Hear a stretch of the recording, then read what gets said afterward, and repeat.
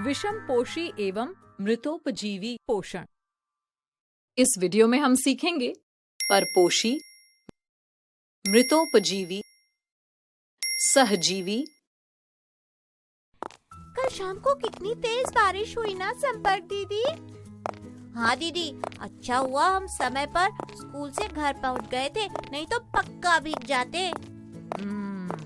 ये बरसात का मौसम है ना, इसलिए बारिशें शुरू हो गई हैं। अरे रुको साहब, देखो मुझे क्या मिला। अब क्या मिल गया खोजी? यहाँ आकर देखो तो सही, तभी पता चलेगा ना। दिखाओ क्या है। ये देखो दीदी, मेरा छतरी वाला पौधा। खोजी, इस छतरी से तो तुम्हारी उंगली भी बारिश से नहीं बचेगी। बच्चों, तुम सबको पता है कि ये क्या है? दीदी, ये तो कोई पौधा ही है, क्योंकि ये मिट्टी में उगा है, लेकिन इसका नाम तो मुझे नहीं पता। ये मशरूम की तरह लग रहा है दीदी, पर इसकी टोपी उसके जैसी नहीं है। बच्चों, ये जंगली मशरूम है। ये अक्सर बरसात के मौसम में ही उगता है। जंगली मशरूम? अरे वाह, लगता है सवाली के सवालों का पिटारा खुलने वाला है। क्या सवाल आया दिमाग में सवाली? जल्दी से पूछो। दीदी, मेरी समझ में ये नहीं आ रहा है कि इस पौधे की पत्तियां तो हैं ही नहीं। पत्तियां नहीं है तो इसमें प्रकाश संश्लेषण प्रक्रिया भी नहीं होती होगी, तो फिर इस पौधे का पोषण कैसे होता होगा? जितना रोचक ये सवाल है, उतना ही रोचक इसका जवाब भी है सवाली। तो फिर जल्दी बताइए ना दीदी इसका जवाब। याद है बच्चों, हमने विषमपोषी पोषण के बारे में बात की थी। हाँ दीदी, आपने बताया था कि विषमपोषी जीव अपना भोजन स्वयं नहीं बनाते। हाँ सवाली, सही कहा। ये पौधा भी एक विषमपोषी पोषण प्रणाली यानी हेट्रोट्रॉफिक न्यूट्रिशनल सिस्टम के द्वारा ही अपना पोषण करता है। दीदी, और समझाइए ना। खोजी, पौधों को स्वपोषी कहते हैं क्योंकि वे अपना भोजन स्वयं संश्लेषित करते हैं। लेकिन कुछ पौधे ऐसे भी होते हैं जो अपने भोजन के लिए किसी अन्य पौधे पर निर्भर करते हैं। इन्हें परपोषी पौधे यानी हेट्रोट्रॉफिक प्लांट्स कहते हैं। अमरबेल ऐसा ही एक पौधा है। हाँ दीदी, अमरबेल मैंने देखी है, वो पेड़ों के ऊपर जाल की तरह फैल जाती है। हाँ सवाली, ये किसी अन्य पौधे के ऊपर उगकर उसके द्वारा बनाए गए भोजन से अपना पोषण करती है। ऐसे पौधे जो दूसरे पौधों पर उग जाते हैं और उनसे ही अपना भोजन प्राप्त करते हैं, उन्हें परजीवी पौधे यानी पैरासिटिक प्लांट्स कहते हैं। ये भी परपोषी पौधों का ही एक प्रकार है। परपोषी पौधों के और भी कई प्रकार हैं क्या दीदी? हाँ सवाली, अब मैं इन्हीं के बारे में बताती हूँ। पता है बच्चों, कुछ पौधे कीटों को भी भोजन के रूप में ग्रहण करते हैं। हैं? सच्ची दीदी? हाँ सवाली, इन पौधों में कुछ ऐसी संरचनाएं होती हैं जिनके द्वारा ये छोटे कीटों को पकड़कर उन्हें भोजन के रूप में ग्रहण करते हैं। पौधों में तो दांत नहीं होते, तो फिर ऐसे पौधे कीटों को खाते कैसे हैं? जीवों को पकड़ने के लिए इनमें घड़े जैसी संरचनाएं उगी होती हैं, जिनमें एक पाचक द्रव्य भरा होता है। इसी पाचक रस द्वारा ये पौधे कीटों का पाचन कर लेते हैं। इन्हें कीट भक्षी पौधे या इंसेक्टिवोरस प्लांट्स कहते हैं। कलश पादप और वीनस फ्लाई ट्रैप कुछ ऐसे ही पौधों के उदाहरण हैं। अरे, ये तो रोचक भी था और थोड़ा डराने वाला भी। सही कहा खोजी। चलो अब तुम्हारी छतरी वाले पौधे की भी बात कर लेते हैं। हाँ दीदी, बताइए, ये किस प्रकार का पौधा है? बच्चों, प्रकाश संश्लेषण प्रक्रिया की जगह मशरूम जैसे पौधे मृतोपजीवी पोषण प्रणाली यानी सैप्रोट्रोफिक न्यूट्रिशनल सिस्टम द्वारा अपना पोषण करते हैं। अब ये क्या है संपर्क दीदी? सवाली, कुछ पौधे ऐसे भी होते हैं जो मृत जीवों और गले सड़े पदार्थों को भोजन के रूप में ग्रहण करते हैं। ये वैसा ही एक पौधा है। उन्हें मृतोपजीवी पौधे यानी सैप्रोफिटिक प्लांट्स कहते हैं। देखो, ये पेड़ के तने पर उगी संरचनाएं ये भी मृतोपजीवी ही हैं। इनके अलावा तुमने अपने घर में भी इसके उदाहरण देखे होंगे। घर में? ये बताओ कि अचार के खराब होने का हमें कैसे पता चलता है? खराब होने पर अचार के ऊपर एक सफेद रुई जैसी परत बन जाती है और उससे दुर्गंध भी आने लगती है। हाँ, जब ब्रेड भी खराब होती है तो उस पर भी वैसी ही परत बन जाती है दीदी। अचार, रोटी आदि के खराब होने पर उनके ऊपर एक सफेद रुई जैसी परत बन जाती है। उसे कवक कहते हैं बच्चों। अंग्रेजी में उसे फंगस कहते हैं। कवक भी मृतोपजीवी का एक उदाहरण है। कवक को फंजाई भी कहते हैं।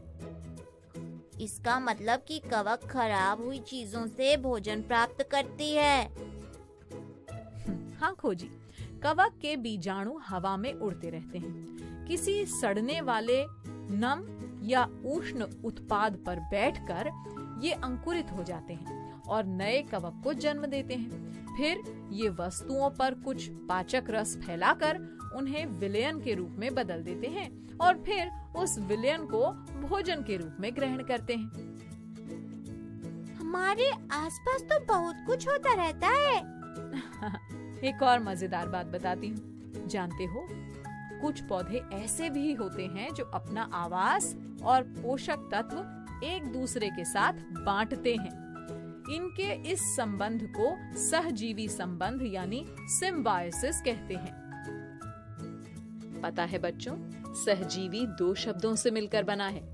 सह यानी साथ और जीवी यानी जीव। तो सहजीवी हुआ साथ रहने वाले जीव। कौन से पौधे दीदी? आओ मेरे साथ, चलो। देखो बच्चों, इस पत्थर पर ये जो हरी परत दिख रही है ना, इसे लाइकेन कहते हैं। इसके दो भाग होते हैं, एक भाग शैवाल और दूसरा कवक। ये मिलकर कैसे रहते हैं संपर्क दीदी? कवक शैवाल को आवास और जल देता है। शैवाल में हरा क्लोरोफिल होता है, इसलिए वो प्रकाश संश्लेषण द्वारा भोजन बनाकर कवक के साथ उसे बांट लेता है। इस प्रकार दोनों एक साथ एक ही आवास में रहकर पोषण करते हैं। ये तो सच में बड़ी अद्भुत जानकारी थी। कोई और पौधा भी होता है क्या ऐसा दीदी? बच्चों, तुम सब ने मटर का पौधा तो देखा ही होगा। हाँ देखा है दीदी, देखा है। उसकी जड़ों को अगर हम ध्यान से देखें तो उनमें कुछ गांठें पाई जाती हैं। इन गांठों में राइजोबियम नामक जीवाणु पाए जाते हैं। ये जीवाणु नाइट्रोजन को घुलनशील नाइट्रेट्स में बदल देते हैं। नाइट्रेट्स मृदा यानी मिट्टी में से जल के साथ पौधों के अंदर चले जाते हैं और पौधों में नाइट्रोजन की पूर्ति करते हैं। तभी पौधों में प्रोटीन संश्लेषित हो पाता है। यानी कि पौधा राइजोबियम जीवाणुओं को आवाज देता है और जीवाणु पौधे को नाइट्रेट्स। तभी बना ये सहजीवी संबंध। सही समझे बच्चों।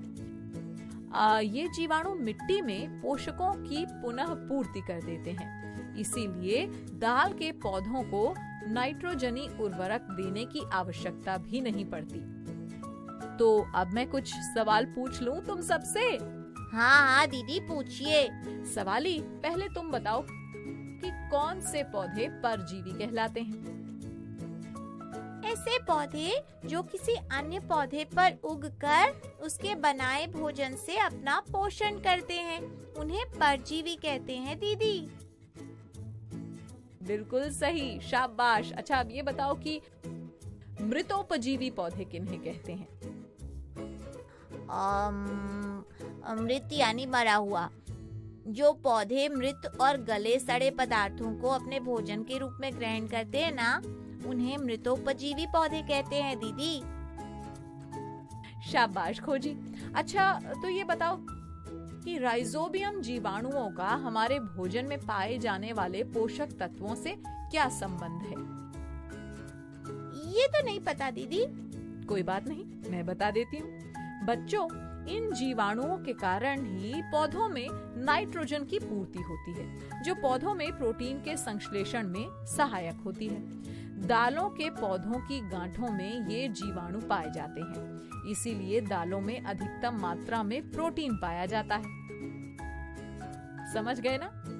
हाँ दीदी, अब समझ गए। अब जब तुम सारी जानकारियों को अच्छी तरह से समझ गए हो, तो अब मैं चलती हूँ। फिर मिलेंगे कुछ नई जानकारियों के साथ। ओके बच्चों, बाय बाय बाय। बच्चों, अब मैं जाती हूँ, कल फिर मिलने आती हूँ। इंग्लिश में अब होंगी बातें, मैथ सीखेंगे हंसते गाते। पहेली, किस्से और कहानी सुनना अब तुम मेरी जुबानी। बात पड़ी है सीधी सीधी, मैं हूँ आपकी संपर्क दीदी। आपको ये वीडियो देखकर मजा आया ना? अगर आप इस वीडियो से संबंधित अन्य संसाधन जैसे कि अन्य वीडियो, गतिविधियां, क्विज इत्यादि देखना चाहते हैं तो अभी डाउनलोड करें संपर्क स्मार्ट शाला मोबाइल एप्लीकेशन। और हाँ, अगर आपको ये वीडियो अच्छा लगा हो तो इसे जरूर लाइक करें। और भी नए नए वीडियोस देखने के लिए सब्सक्राइब बटन पर क्लिक करना न भूलें। मिलते हैं बहुत जल्द YouTube और संपर्क स्मार्ट शाला ऐप पर।